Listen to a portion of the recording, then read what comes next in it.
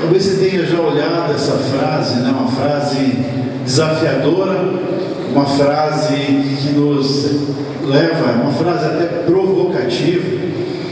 E eu quero fazer uma pergunta, não precisa responder não, mas imagine você assumindo uma empresa em vias de quebrar, ou você assumindo um trabalho onde a coisa está complicada, ou você assumindo um relacionamento onde não há muita esperança. É claro que isso é tudo suposição, na vida real isso não acontece, tá? Mas vamos fazer de conta que porventura isso viesse a acontecer.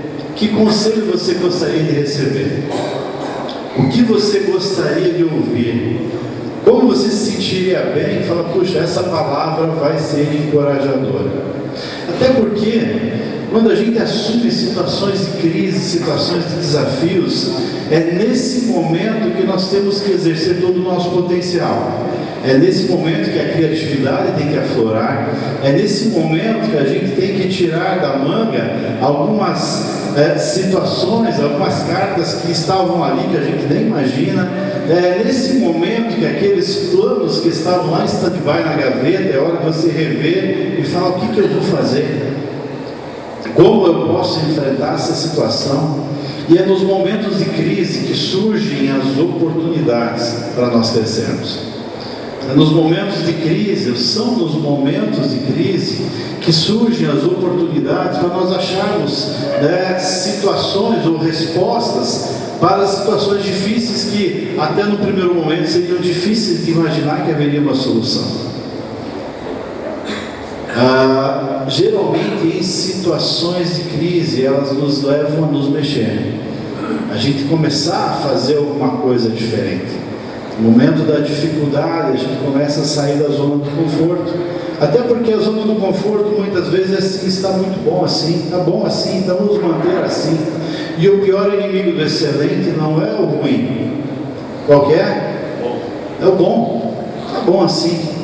E muitas vezes vão surgir situações na nossa vida de desconforto para que a gente saia do bom e vá buscar alguma situação melhor. Quando a gente olha para a história da humanidade, para a história da sociedade, nós vamos perceber que nos momentos de crise foram que surgiram respostas e situações de desenvolvimento da sociedade, justamente porque teve que sair da zona de conforto. Foi necessário tomar alguma providência, se mexer, fazer alguma coisa diferente. Olhando para esse homem aqui, provavelmente você não vai saber quem é ele. Eu não o conhecia pessoalmente, até porque passou muito da minha época, né? Ele se chamava Alexander Fleming. Esse homem, em 1928, ele descobriu a penicilina. 1928. Mas ele descobriu, começou a estudar e esse projeto ficou em stand-by. Ele voltou a ser reavaliado quando surgiu a Segunda Guerra Mundial. Muita gente morrendo de infecção, muito desafio, muita doença, não havia resposta, e alguém se lembrou da penicilina de 1928. E em 1940 ela passou a ser produzida. 12 anos. E por causa disso, muitos soldados puderam voltar para casa. Muitos soldados puderam ser curados. Mas ela só foi descoberta quando? Ela só foi desenvolvida no momento de crise. Porque enquanto não tinha crise, estava tudo bem, deixa assim, vamos levando. Mas no momento da dificuldade, surgiu a oportunidade então. E certamente você já usou algum produto derivado da penicilina. Se alguma vez na vida você usou antibiótico, e eu imagino que todos aqui, ou praticamente todos já usaram, graças a uma situação de crise. Percebe que muitas vezes, talvez aquele primeiro momento vai ser algo difícil, mas vai gerar benefícios para nós, desde que eu não me acomode. Qual a minha reação diante da crise? Isso aqui é um pouquinho mais novo, você vai lembrar, anos 70, anos 80, a crise do petróleo no mundo, o pessoal buscando soluções, até que no Brasil surge o Proálcool. Não vou entrar no mérito da questão de como está sendo administrado, mas a ideia foi excelente. A ideia foi muito boa, mas ela só foi desenvolvida quando surgiu a crise. Muitas vezes nós nos encolhemos na hora da dificuldade, muitas vezes nós nos acomodamos, mas o desafio para nós é vencermos a crise, é enfrentarmos a crise. E o que eu gosto na Bíblia é que ela é muito transparente e ela traz alguns referenciais de como vencermos as crises, em especial para nós homens. Essa frase foi dita pelo rei Davi, quando o filho dele, Salomão, estava assumindo o reino. Externamente as coisas estavam muito boas, estava tudo bem, eles estavam dominando todos os territórios, eles eram a maior potência do mundo conhecido até então. Mas dentro tinha uma crise interna. O irmão mais velho de Salomão quis tomar o reino dele, ele mesmo se auto-intitulou rei. O general mais confiável de Davi, o grande amigo, que estava ao lado dele em todas as batalhas, o braço direito se virou contra e foi apoiar o rapaz que estava dando golpe. E Salomão então vai assumir o reino. Davi traz uma palavra para ele bem desafiadora, e ele traz justamente isso. Ele fala: olha, eu tenho um conselho para você. E aí eu gosto de uma maneira trata o homem, porque o homem tem que ser tratado como homem. E o homem não no sentido de ser um machão, não. O homem é aquele cara que toma a iniciativa, é aquele cara que vai à luta, é aquele cara que assume a situação. Para isso nós somos chamados, para sermos homens. Tem um livro chamado A Grande Aventura Masculina, onde o autor faz um comentário bastante interessante, porque a Bíblia diz que nós somos imagem e semelhança de Deus. E ele coloca que a beleza de Deus se apresenta na imagem e semelhança através da mulher, não é através do homem, não. O homem geralmente não é tudo aquilo, cara barbudo, peludo, perna torta, geralmente vai passando o tempo, vai ficando mais barrigudo, né? Então a beleza de Deus, como somos imagem e semelhança, ela se apresenta através da mulher. Mas a força de Deus se apresenta, sabe, através de quem? Do homem. Então, quando a Bíblia fala que nós somos imagem e semelhança de Deus, uma das nossas características é que nós somos fortes. E o ser forte não é eu vou vencer tudo no tapa, mas o ser forte é eu vou à luta, eu vou enfrentar as situações, eu vou buscar alcançar vitória nos desafios que eu tenho enfrentado.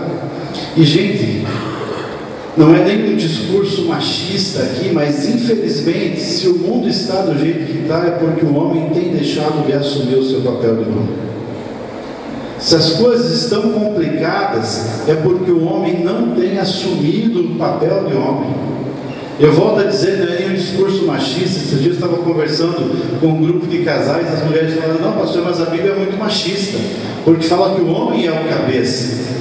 Mas é interessante, quando a gente vai olhar o papel do homem na Bíblia como cabeça, vai mostrar que o homem é a cabeça do casal ou da mulher, como Cristo é o cabeça da igreja. E sabe o que Cristo fez pela igreja? Ele amou, ele serviu, ele protegeu e ele deu a vida. Aí eu falei para as mulheres: se o teu marido, ele te amar, ele te proteger, ele te servir, ele der a vida por você, você vai ter algum problema em ser submissa a ele? Ah, não, pastor, de jeito nenhum. Estou amando essa história da Bíblia aí, porque justamente esse é o papel do homem. Sabe o que significa isso? Dar a vida, aquilo que Cristo fez pela igreja, é o nosso papel para com a mulher. Significa que se alguém encostar em você e falar assim, um assaltante falar: me dá teu carro, você vai falar: tudo bem, pode levar, dá a chave. Você não vai trocar a tua vida por um bem material. E ele vai falar: me dá a tua carteira, e você vai dar a tua carteira, porque depois você tira outro documento, você resgata, você não vai perder a tua vida por isso.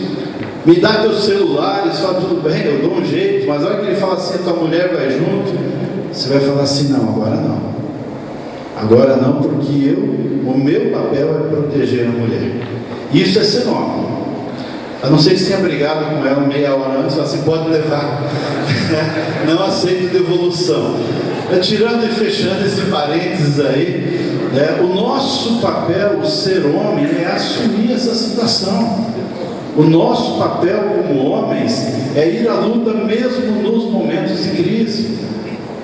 E Salomão está assumindo esse reino com uma crise interna. A Bíblia vai contar que ele tem que mandar matar o irmão, porque o irmão continua querendo dar o golpe nele, tamanha dificuldade. O exército está dividido e ele tem que administrar a situação. E Davi poderia olhar e falar: puxa, filhinho, está difícil para você, tadinho do meu filhinho querido, meu filhinho protegido.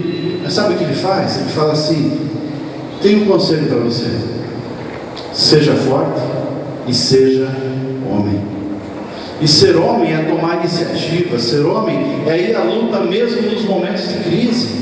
Isso é ser homem. Eu visitei semana passada a empresa de alguém aqui do Holy Hour, e a gente estava conversando. Ele tem, graças a Deus, a empresa dele está indo bem, ele tem 200 funcionários, e tem um filho de 14 anos. E ele me falou: pastor, todos os dias meu filho estuda pela manhã e ele vem para a empresa, e ele trabalha 3 horas por dia, e ele recebe o salário dele. Para ele dar valor, para ele aprender a ser homem, para ele aprender a tomar iniciativa. Precisava? Claro que não. Mas ele está lançando, está trazendo princípios, valores, e ensinando o filho dele a ser forte e a ser homem. Eu lembro, muitos já sabem aqui, eu sou curitibano, mas fiquei no Rio Grande do Sul 8 anos, e lá eu trabalhava, fazia um mentoreamento de jovens recém-formados e buscando uma colocação também no mundo corporativo, profissional. E eu lembro que chegou um rapaz no gabinete, 25 anos de idade, graduado, pós-graduado, falando 2 idiomas, e ele chegou e falou assim: pastor, eu preciso de uma ajuda sua. Eu falei: como é que eu posso te ajudar? Ele falou: eu preciso aprender a ser homem. 25 anos. Eu falei: mas me conta um pouquinho da tua história. Aí eu descobri que de 5 irmãos ele era o caçula e as outras mais velhas eram irmãs. E quando ele era pequeno, o pai faleceu e ele foi criado pela mãe e 4 irmãs. E elas super protegeram, e ele tinha toda uma capacitação acadêmica, toda uma formação, mas ele não sabia ser homem, não no sentido sexual, de machão, não é isso. Ele não sabia tomar iniciativa, ele não sabia como ir à luta, ele não sabia como enfrentar situações. E quando a gente olha a Bíblia trazendo essa orientação, ela fala assim: olha, mesmo no momento de crise, está aí a grande oportunidade para a gente ser forte e para ser homem. Eu gosto da psicologia de Deus, de como Deus trata o homem, porque ele não passa a mão na cabeça, ele ensina o homem a ser homem. Tem uma história que antecede essa história de Davi. Talvez você vá se lembrar, eu imagino que você se lembra, a história de Moisés, quando ele assume o povo para tirar o povo da escravidão do Egito. A Bíblia fala 600 mil homens, mas quando fala em homem não conta mulher e não conta criança, calcula-se, estima-se aí 3 milhões de pessoas para esse cara governar. E ele enfrenta todos aqueles desafios até que ele sai com o povo e ele chega diante do Mar Vermelho. E quando ele chega ali, aquele povinho começa a reclamar, e o povo que reclamava, Jesus, mas reclamaram, e puxa, a gente vai morrer aqui, e de um lado não tinha jeito, do outro não tinha como escapar, e Moisés vai para Deus e fala: Deus, e agora o que eu faço? Eu creio que talvez a gente imaginando poderia pensar: Deus vai para Moisés: pois é, Moisés, a situação está difícil para você, puxa, eu entendo, tadinho de você.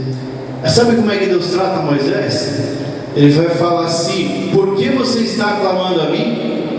Diga aos israelitas que sigam avante, e você erga a sua vara, estenda a mão sobre o mar, e as águas se dividirão, para que os israelitas atravessem em terra seca. Sabe o que Deus está falando, Moisés? Por que você está vindo para mim? Eu já não prometi para você? Eu já não te capacitei? Eu já não te dei um instrumento para você conseguir fazer a tua parte? Cara, vai à luta, faça a tua parte, porque eu não vou deixar de fazer a minha. E Deus continua falando isso para nós todos os dias: eu te capacitei, eu te dei força, eu te dei recursos, e eu não vou te deixar na mão, eu vou fazer minha parte. Agora você vai à luta. Ele não poderia ter invertido: Moisés, eu vou abrir o mar, você acalma aí, fica tranquilo, acalme o povo vai ver o mar aberto e vai ficar mais em paz. Não, Deus fala assim: cara, faça a tua parte, Faça a tua parte, porque eu já prometi, eu vou cumprir, que eu vou fazer a minha. E essa continua sendo a promessa de Deus para nós o tempo todo. Eu estou com você o tempo todo. Ele fala: eu estou com você todos os dias. Eu te capacito, eu te dou força, eu te ajudo. Então, faça a tua parte. Aí se eu não conseguir, vou morrer tentando. 8 anos no Rio Grande do Sul, aprendi alguns ditados lá. Tem algum Galdério aqui? Tem gaúcho aqui? Opa, tem um monte, né? Eu aprendi lá que não está morto quem peleia. É isso, mano? Vai morrer tentando, mas não vai desistir. Principalmente quando a gente sabe que Deus está conosco. E Ele fala: vai à luta, não desanime, porque eu estou com você. Moisés acreditou, Moisés confiou. O que aconteceu? O mar se abriu. Só que 40 anos depois, o povo continuava teimoso, o povo continuava reclamando, continuavam os desafios. Venceu a gestão de Moisés e Josué assume. E aquele povo continuava complicado. E Deus então faz um discurso de orientação, um discurso de posse de Josué, lá no capítulo 1. E é interessante que do verso 1 ao verso 9, ele fala por 3 vezes: seja forte e corajoso. Algumas versões vai dizer assim: esforça-te e tem de bom ânimo, mas é a mesma coisa. Talvez, se fôssemos contextualizar, Deus estaria falando, ou estava falando para Josué a mesma coisa: Josué, seja forte e seja homem. Ele poderia dizer assim: Josué, a coisa está difícil, é um povo complicado, Moisés já sofreu muito com eles, e agora vai sobrar para você, olha, tadinho de você. Mas Deus repete 3 vezes: não fui eu que lhe ordenei, seja forte e corajoso, não se apavore e nem desanime, pois o Senhor, o seu Deus, estará com você por onde você andar. Eu gosto da Bíblia, primeiro, porque ela trata o homem como homem, mas em especial não fala assim: vai à luta sozinho, porque Deus fala assim: eu estou com você. Porque Deus fala: eu não vou te abandonar. Porque Deus fala assim: eu estou te ajudando. Não desanime, você não está sozinho. Vai à luta. Independente da crise, independente da situação, independente das dificuldades, não estou sozinho. Qual tem sido a minha reação? Eu tenho um amigo pessoal, era alguém que eu pastoreava e se tornou um grande amigo. Ele era, na verdade, ele era um paulista, cidadão do mundo. Foi para Manaus, ele era gerente de hotel, uma rede de hotéis. Aí voltou para São Paulo, foi fazer um curso com o chefe de cozinha, morou 4 anos em Paris, voltou para Curitiba, foi membro aqui na primeira igreja batista e foi para lá no Rio Grande do Sul. Luiz Pequeno só no nome. Ele tem 55, 56 anos e desde os 35 anos ele tem câncer. E ele está no 5º episódio de câncer. 5º episódio de câncer. E eu continuo conversando com ele por telefone e falo: cara, e aí, como é que você está? Ele falou: William, caiu meu cabelo, está mais fácil agora, porque eu estou economizando shampoo e escova. Gente, o cara está no 5º episódio de câncer. Com 38 anos de idade, o médico falou assim: olha, você não tem mais perspectiva. Prepara o teu testamento, prepara a tua família, porque não há mais esperança. E eu ligo para ele muitas vezes para dar uma palavra de encorajamento, e eu saio encorajado, porque ele escolheu ir à luta. E ele falou: cara, a hora que Deus me levar, Ele vai me levar, mas enquanto eu estiver aqui, eu vou lutar. E 2 anos atrás, ele na crise de câncer, fazendo quimioterapia, com muita dificuldade, acabou se afastando, tinha uma empresa na área de gastronomia. E ele aproveitou aquele tempo que ele estava lá no Hospital de Clínicas em Porto Alegre, a esposa dele é médica, ele foi visitar a pediatria. E ele encontrou uma garotinha na época, com seus 14 anos, abandonada pela família, sofrendo também de câncer. E como a família era muito carente, eles levavam para posto de saúde, os médicos não davam muita atenção, eles trataram a menina por 3 anos, dizendo que ela tinha tuberculose e ela tinha câncer no pulmão. Vocês imaginam o quadro que estava essa menina? E aí ele foi, conversou com a esposa, se apaixonaram pela Kathleen. E aí ele me ligou, falou: cara, eu preciso falar com você. Eu falei: então vamos tomar um café. A gente gostava de tomar um café junto. Ele falou assim: olha, eu falei com a Kathleen, com a Keila, que era a esposa, nos apaixonamos pela Kathleen e eu vou adotar a Kathleen. Eu falei: Luiz, para aí, deixa eu ver se eu estou entendendo. Cara, você está com câncer, você está passando por quimioterapia, você está num momento difícil da tua vida e você quer cuidar da Kathleen, que está com câncer. Ele falou: William, ela vai ter alta, a família não vem buscar, e se a família não buscar, ela vai parar num orfanato, num abrigo, você sabe o que vai acontecer se ela for para lá. Mas eu entendi que eu tenho que cuidar dessa menina. Isso é ser forte, isso é ser homem. Não quer dizer que você tem que sair adotando todo mundo por aí, mas isso é ter uma iniciativa, fala: não, eu vou à luta, estou vivo, vou dar o melhor de mim enquanto estiver vivo. E ele escolheu fazer isso. Eu falei: cara, eu imagino que vai ser difícil.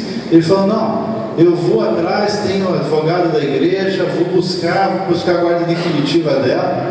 E eu falei: olha, se isso é de Deus, vai acontecer. Vocês sabem quanto tempo leva o processo de adoção, né? 2 anos, 3 anos, 5 anos. E em 30 dias ele estava com o documento da guarda definitiva da menina. Eu celebrei o aniversário de 15 anos dela antes de vir embora. E ele está cuidando dela. Liguei para ele agora faz 15 dias e ele falou: cara, os médicos achavam que a Kathleen não tinha mais 1 ano de vida, vai fazer 3. A menina está saudável, está bem, estão cuidando, estão tratando ela. E o Luiz, que com 38 anos iria morrer, está com 56. Não sei quanto tempo ele vai viver, mas enquanto ele está vivendo, ele está confiando que o Senhor está com ele, por onde quer que ele andar. Quando a gente fala em crise, muitas vezes a gente acha que é só crise financeira. A gente tem crise conjugal, tem crise de relacionamento profissional, tem crise de saúde. Qual tem sido a minha reação? Qual tem sido a tua reação na hora da crise? Como nós temos reagido? A palavra de Deus é muito clara: seja forte e seja homem. A Bíblia continua trazendo alguns exemplos sobre como Deus trata o homem. Ele trata o homem como homem. E mais à frente, a Bíblia vai contar de um dos profetas chamado Elias, está lá em 1 Reis, capítulo 19, e esse homem, ele enfrenta 450 profetas de Baal, ou profetas que serviam a um Deus falso, e ele vence, e ele leva o povo a voltar para o Senhor. Ele vive um êxtase emocional e espiritual, mas depois disso vem o estresse emocional, e ele cansa, ele entra no estágio de depressão, e aquela rainha que era contra ele falou assim: olha, avisa ele que ele vai morrer. E ele fica apavorado, e ele vai se esconder, e a Bíblia fala que Deus manda os corvos para vir, para trazer alimento para ele, e ele se alimenta, e ele toma água, ele renova as forças, volta a dormir. E aí a Bíblia fala que vem um anjo e faz um pãozinho assado. Ele acorda, aquele cheirinho de pão maravilhoso, e um anjo preparando para ele ainda. Imagina que delícia. E ele está ali vivendo aquela situação, e ele volta a dormir, e ele foge, e ele vai parar numa caverna. E a Bíblia fala que ele está ali, e de repente Deus se manifesta, vem um trovão, vem um terremoto, vem um fogo, mas fala que daí vem uma voz. E aquela voz é a voz do Senhor que vai falar com Elias. E a pergunta que Deus faz para Elias, fala que ele vê que é o Senhor, ele vem à beira da caverna, e quando ele vê que é o Senhor, a pergunta que Deus faz para ele é justamente essa: o que você está fazendo aqui? Elias, entendo que você estava cansado, entendo que você estava estressado, mas eu providenciei o alimento, eu providenciei a água, eu providenciei o descanso, eu providenciei o renovo, e mesmo assim você está dentro da caverna. O que você está fazendo aqui? Sabe o que Deus está falando? Em outras palavras, Elias, sai da caverna. E ele vai falar isso porque ele diz assim: a obra que eu tenho para você não terminou. Você ainda vai ungir teu sucessor, você vai ungir um rei, você vai correr atrás. Eu tenho grandes desafios para você e eu te dei o renovo para isso. Saia da caverna. Gente, quantas vezes em momentos de dificuldade, em momentos de desafios, a gente acaba entrando numa caverna e se escondendo, estamos ali, tadinho de mim, o que vai acontecer? Não que não possamos passar por isso, mas Deus vai dar o renovo, Deus vai dar força, Deus vai providenciar pessoas para nos ajudar, mas Ele vai falar: sai da caverna, sai da caverna, porque eu tenho um projeto para você. A minha obra com você não acabou ainda. O meu projeto para a tua vida não acabou ainda. O projeto de Deus para cada um de nós não acabou, e ele é muito maior do que qualquer crise econômica, ele é muito maior do que qualquer crise política, ele é muito maior do que qualquer crise emocional, porque Deus é maior do que tudo isso. Eu gosto do livro do profeta Isaías, quando Deus fala assim: agindo eu, quem me impedirá? Tem outro texto do livro do profeta Jeremias que ele fala assim, geralmente a Bíblia vai falar: por acaso tem alguma coisa impossível para Deus? Mas em Jeremias 32 o próprio Deus vai falar assim: por acaso tem alguma coisa difícil para mim? Ele não fala nem impossível, ele fala que para ele tudo é fácil. E é esse Deus que está falando assim: cara, vai à luta, porque eu estou com você. Quando Davi traz esse conselho para Salomão, dizendo: seja forte, seja homem, a sequência do texto vai falar assim: e continue buscando ao Senhor, continue buscando nele, não deixe de buscar nele. E quando a gente busca no Senhor, pode ter certeza que Ele estará conosco. E continua lutando. Ah, mas eu tentei com todas as forças e não deu certo. Aí é porque Deus não queria. Mas essa história de eu me acomodar e falar: Deus não quer, não, eu tenho que fazer minha parte, dar o melhor de mim, e mesmo assim, se as coisas não acontecerem, eu falo: poxa Deus, eu entendo que eu dei o melhor de mim, e mesmo assim não aconteceu, então é porque o Senhor não queria. Mas eu tenho que continuar indo à luta. Seja forte e seja homem. Muito mais do que fazer, talvez você esteja ouvindo essa palavra e pensando assim: isso é uma palavra de autoajuda. Não é uma palavra de autoajuda, é uma palavra de ajuda do alto. Tem toda a diferença. Muito mais do que uma palavra de autoajuda, é uma palavra de ajuda do alto.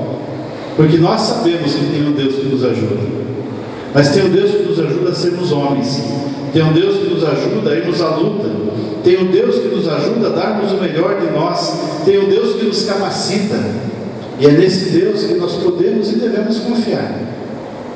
Chama Ele para te ajudar a dirigir teu negócio, chama Ele para te ajudar a administrar as crises da tua vida, convida Ele para fazer parte. Com certeza você vai ver que o desafio dele para a gente ser forte, para sermos homens, para sermos corajosos, vai fazer efeito, porque ele está dizendo assim: eu te chamo para tudo isso, mas eu estou com você. Quando a Bíblia continua, e ela vai nos levar para o Novo Testamento, e lá no Novo Testamento ela vai dizer: o próprio Jesus, ele é perseguido, ele é crucificado, ele é morto, e os discípulos dele passam a ser perseguidos. E a Bíblia fala que na sequência da ressurreição de Jesus, eles estão escondidos num lugar, num salão, num grande salão, as portas fechadas, e a Bíblia fala que Jesus entra, e não entra pela porta, a porta está fechada, e ele entra e ele fala assim: gente, paz seja com vocês. Talvez você possa imaginar: puxa, mas se Jesus foi morto e eles são na lista de procurados ali, recompensa, os próximos, Jesus poderia dizer: gente, a coisa está feia aí fora, eu já fui morto e vocês são a bola da vez, vocês são os próximos, se preparem. Mas sabe o que Jesus fala? É-me dado todo o poder no céu e da terra, portanto, vão. Jesus, mas para, e como vou? Querem me perseguir? Querem me matar? Não, vão e façam discípulos. Vão à luta. Façam, batizem, ensinem, compartilhem. Mas ele não fala, vocês estão sozinhos. Sabe o que ele fala? E eis que eu estou com vocês todos os dias. Ele nos desafia, mas ele fala, eu estou com você, você não está sozinho. Seja forte, seja homem, mas eu vou te ajudar a ser forte e a ser homem. Vai ter luta? Vai ter sim, mas eu estou com você. Vai ter batalha? Vai ter sim, mas a minha força vai estar com você. Parece Star Wars, isso, né? A força esteja com você. Mas não, a força do Senhor está conosco. E Ele nos chama a sair da zona de conforto, a saída da dificuldade com Ele. Não é na nossa força, mas é na força dEle. E a Bíblia vai dizer, lá em Isaías capítulo 40, verso 31, aqueles que esperam no Senhor renovam as suas forças. E é interessante que vai dizer que elas voam alto como águias, correm e não ficam exaustos, andam e não se cansam. Sabe o que é interessante? Ela vai colocar 3 situações. Tem gente que vai sair voando, e talvez o ritmo daquela pessoa, o momento daquela pessoa, lhe proporcione essa situação dela sair voando. Tem aquele que talvez esteja num momento mais difícil e não consiga sair voando, mas ele está correndo. Talvez tenha aquele que seja numa situação tão difícil, tão complicada, que não dá nem para voar nem para correr, mas dá para andar. Independente do momento que você esteja vivendo na sua vida, o que a Bíblia nos ensina é assim: não pare. Se você espera no Senhor, você não vai ficar estagnado. Se você espera no Senhor, você não vai ficar acomodado. Talvez você não saia voando, talvez você não saia correndo, mas parado você não vai ficar. Seja forte e seja homem. E essa força é uma força que o Senhor dá para cada um de nós. Essa força é uma força que está aqui dentro, porque a Bíblia diz que o Senhor está em nós, e Ele é que nos capacita, é Ele que nos dá força. Tem uma força que nós nem imaginamos que esteja dentro de nós a partir da ação do Senhor em nossas vidas. Não é minha, mas é dele na minha vida. Eu quero te encorajar a despertar o Hulk que tem dentro de você, a despertar aquela força que está ali dentro que você nem imagina. Mas ao contrário do David Banner, que não consegue controlar essa força, e ele acha que é algo que está de dentro dele, a força que está em nós vem do Espírito de Deus, vem do Espírito Santo do Senhor, quando nós deixamos Ele dirigir a nossa vida, e Ele nos dá força. E ao contrário desse aqui que não consegue controlar a força, a nossa força é controlada pelo Senhor. A palavra de Deus nos desafia a sermos fortes e sermos homens. Mas o ser forte e ser homem não na nossa força, não na nossa capacidade, não do nosso jeito, mas a força dele, a capacidade que ele dá, do jeito que ele tem para nós. Os que esperam no Senhor vão ter forças renovadas. E aí, independente do momento da tua vida, seja momento pessoal, seja momento emocional, seja momento profissional, Ele vai te dar força. Ele vai te dar força para você ir à luta. A coisa não vai acontecer, não vai cair do céu por descuido, mas Ele vai nos dar força para a gente conseguir vencer. 2001 para 2002 eu fiquei 10 meses desempregado. Eu trabalhava na indústria farmacêutica, e é um momento de crise na indústria farmacêutica, muitas fusões e muitas confusões. E nesse tempo então vieram os desafios, até porque eu vim do cargo de gerência, e aí não havia vaga para gerente e eles não me aceitavam como representante. E foram 10 meses, eu entendo que Deus muito estava tratando a minha vida, tinha muita coisa para acertar também. Mas nesses 10 meses, em momento algum, mas não teve um dia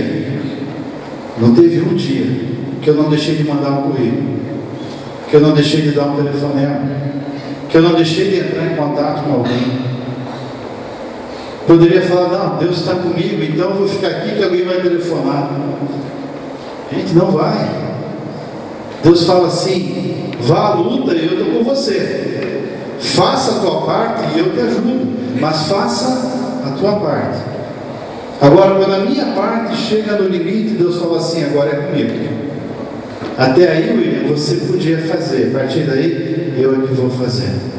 E o milagre de Deus vai acontecer na tua vida, a resposta do Senhor vai acontecer no tempo dele, foram 10 meses. Gente, não faltou nada, Deus foi maravilhoso, mas havia um processo a ser concluído na minha vida, havia um processo para acontecer, e Deus deu a resposta, Ele abençoou, mas eu fiz a minha parte. Se você está fazendo a tua parte, continue, mas continue crendo, olha, eu estou fazendo a minha parte, mas Deus até aqui é comigo, daqui para frente é com o Senhor, e deixa que Ele vai fazer, continua lutando. Agora, se você não tem feito a tua parte, achando que está difícil, que está complicado, vai ficar mais complicado ainda, porque Deus não vai fazer aquilo que nós podemos fazer. Seja forte e seja homem. Essa é a palavra de Deus para nós nessa noite. Vamos orar? Fica em pé. Deus, obrigado, Senhor, porque a tua palavra nos orienta, nos ensina, nos aconselha. Ó Deus, ela é completa em todas as áreas de nossa vida e nos ajuda, nos dá um direcionamento, um norte.